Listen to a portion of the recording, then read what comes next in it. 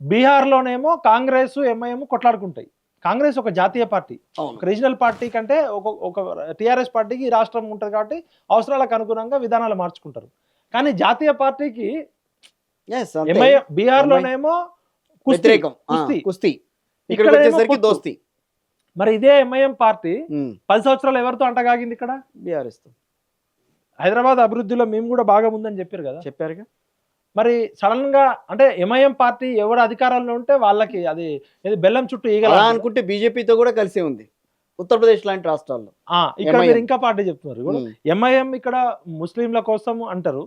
హైదరాబాద్ తెలంగాణలో పోటీ చేయరు, కానీ బీహార్ లో పోటీ చేస్తారు, ఉత్తరప్రదేశ్ లో పోటీ చేస్తారు. అంటే ఎవరి కోసం? అంటే ఓటు పోలరైజేషన్. అంతే, ఓటు పోలరైజేషన్. అక్కడేమో బీజేపీతో మ్యాచ్ ఫిక్సింగ్.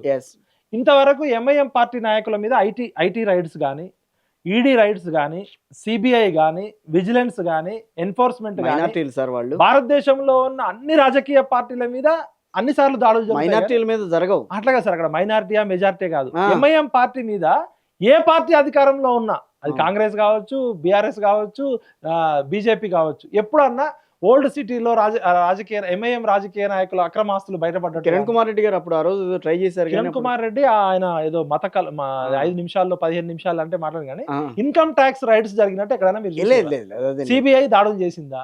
విజిలెన్స్ దాడులు చేసిందా?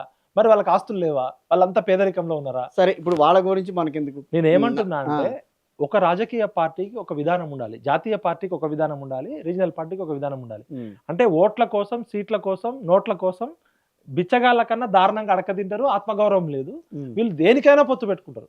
అంటే రాజకీయ పార్టీల ఒక రూపం చెప్తున్నా. ఏ ముస్లింని, ఏ హిందువుని అడిగినా బీజేపీ ఎంఐఎం తిడుతుంది, ఎంఐఎం బీజేపీని తిడతారు. ఇద్దరు మాత్రం కలిసే ఉంటారు అంటారు. కిషన్ రెడ్డికి అక్బరుద్దీన్ ఓవైసీ, అసదుద్దీన్ ఓవైసీ మంచి మిత్రులే అని చెప్తారు. ఇక్కడ కూడా అమిత్ షా వచ్చి ఎంఐఎం అసదుద్దీన్ ఓవైసీ దాడి చేసిన సందర్భాలు ఉండవు. ఇంత చెప్తారు. కానీ అంటే ఈ రాజకీయ పార్టీలు తమ సీట్ల కోసం ప్రజలను పిచ్చోళ్ళని చేస్తున్నాయి. బీహార్లోనేమో కాంగ్రెస్ ఎంఐఎం కొట్టుకుంటాయి,